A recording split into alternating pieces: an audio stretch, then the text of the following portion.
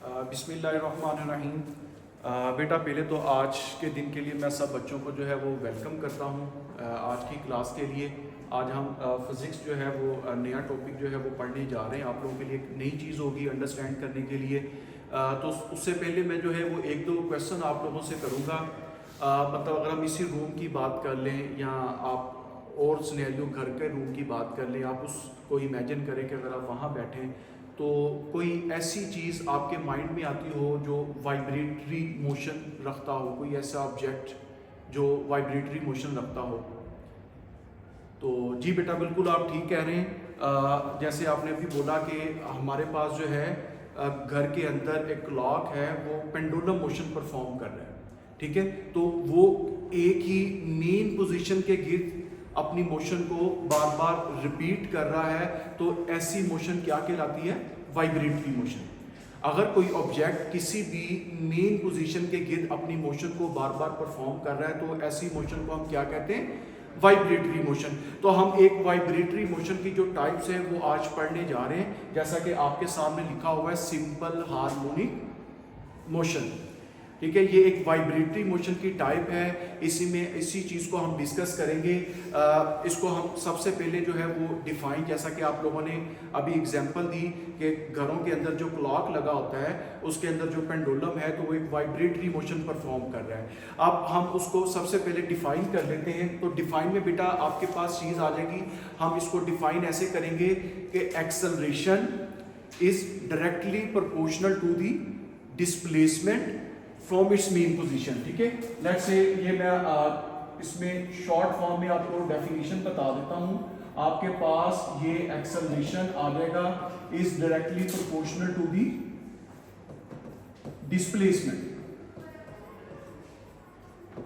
Acceleration is directly proportional to the displacement. अगर हम इसको मैथमेटिकल टर्म्स में लिखें तो ये आपके पास आ जाएगा x। इसके साथ जो है वो मैंने माइनस का साइन यूज किया। अगर आप ये देखें तो एक माइनस का सिंबल आ रहा है। ये माइनस का जो सिंबल है बेसिकली इसको यूज करने का मकसद क्या है? इसको यूज करने का मकसद, अगर हम इसकी फिगर्स की बात करें, यहाँ पे बेटा मैं फिगर्स ड्रा करने की कोशिश करता हूँ। आपके पास ये एक किस्म का स्प्रिंग है, उसके साथ ये एक ऑब्जेक्ट, एक मैस है। इसकी तीन तरह की डिफरेंट कंडीशन होगी। हम बेटा तीनों कंडीशंस की हम बात कर लेते हैं।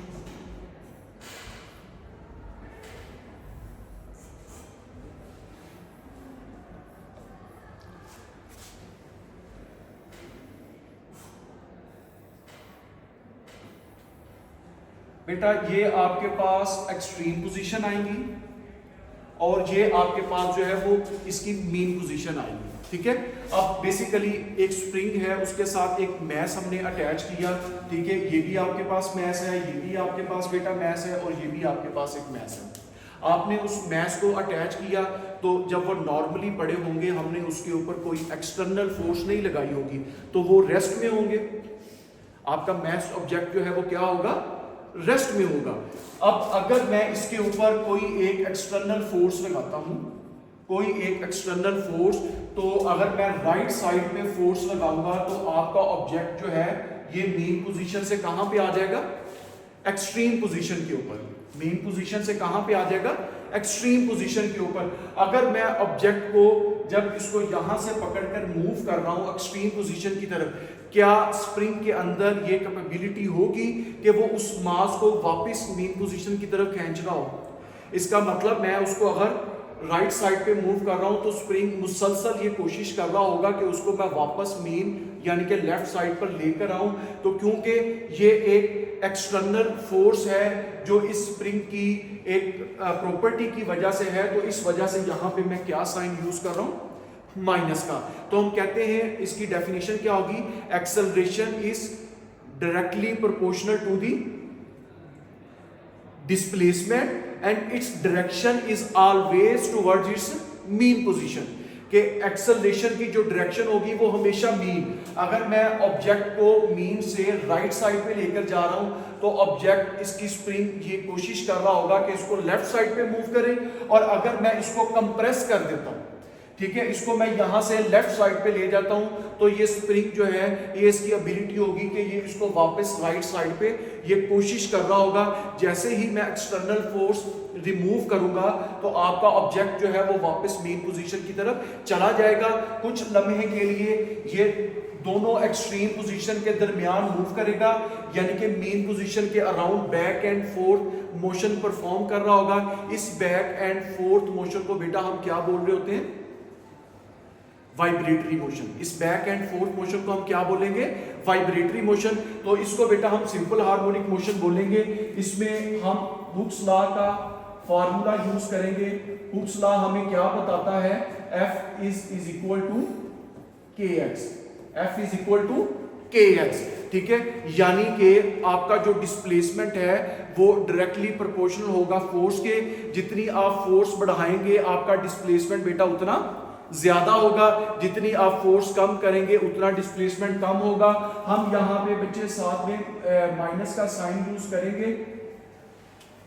माइनस का साइन हम यहाँ पे इसलिए यूज कर रहे हैं क्योंकि अभी हमने यहाँ पे बताया कि इसकी जो डायरेक्शन है वो हमेशा मेन पोजीशन की तरफ होगी।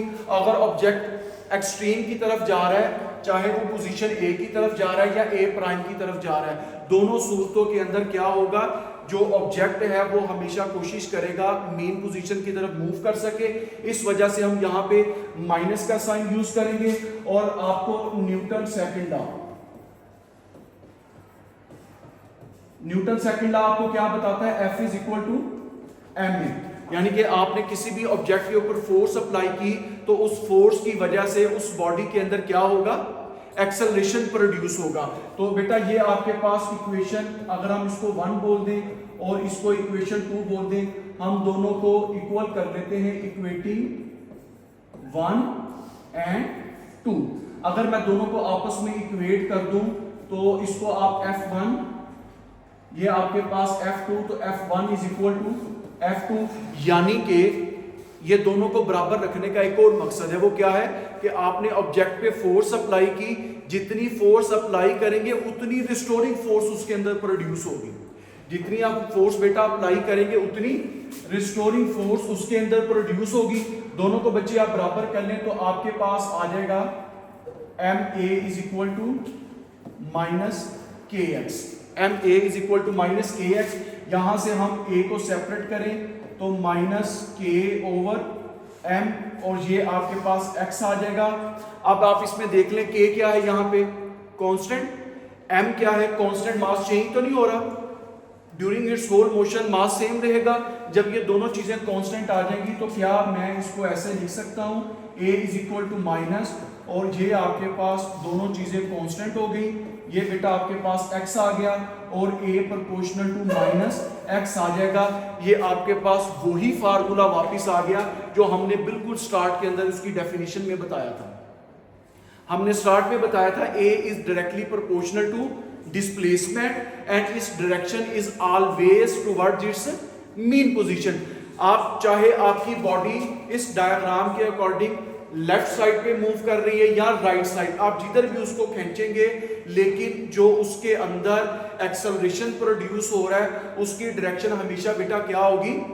मीन पोजीशन की तरफ होगी, ठीक है। और हमने इसको मैथमेटिकली जो है वो यहाँ पे प्रूव भी कर दिया है। तो ये आपके पास एक सिंपल हार्मोनिक मोशन आ जाएगा। अब हम इसमें एडिशन करते हैं कि हम इसको ग्राफिकली देख लेते हैं। जब ये मोशन परफॉर्म कर रहा है हम इसको बेटा यहाँ पे ग्राफिकली स्टडी करेंगे। अगर आपके पास मैं इसका ग्राफ ड्रा करता हूं, लेट्स से हमने बच्चे कहा कि ये आपके पास इसकी मीन पोजीशन है, ठीक है। अब मीन पोजीशन के दौरान ये मैं इसका ग्राफ ड्रा करता हूं आपके पास, ठीक है। इस ग्राफ के अंदर हम दो चीजें डिस्कस करेंगे, एक आपके पास आपकी पोटेंशियल एनर्जी और दूसरी आपके पास काइनेटिक एनर्जी। काइनेटिक एनर्जी का फार्मूला हम आमतौर पे क्या लेते हैं? 1/2 mv²। और पोटेंशियल एनर्जी का बेटा क्या फार्मूला लेंगे? mgh। ठीक हो गया।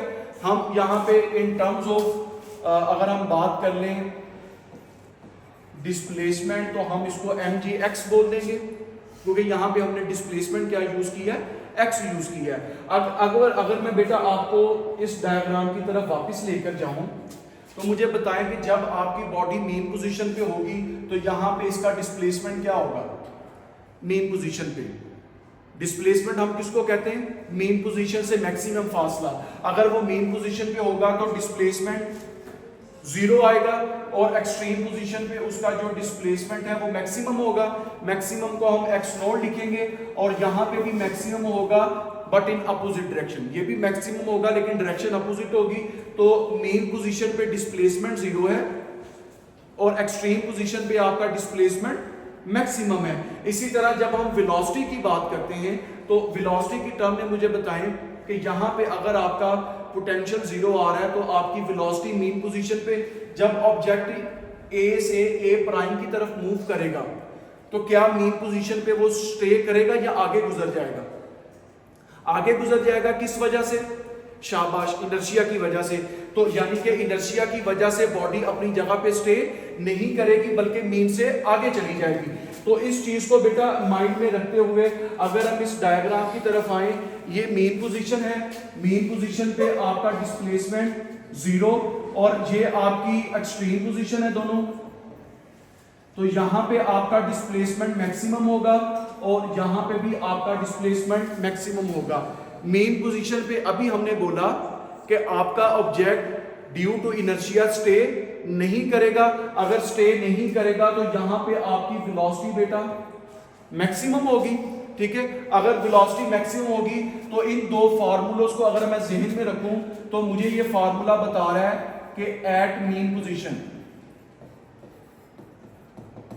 हम ये दोनों वैल्यूज लिख लेते हैं। एट मीन पोजीशन पे क्या होगा? एक्स आपके पास जीरो आएगा, v बेटा आपके पास मैक्सिमम होगा। इसका मतलब मेन पोजीशन पे आपकी जो पोटेंशियल एनर्जी है बेटा वो जीरो होगी, जबकि जो आपकी काइनेटिक एनर्जी है वो आपके पास क्या आएगी? मैक्सिमम आएगी। इसी तरह हम एक्सट्रीम पोजीशन की बात कर लेते हैं।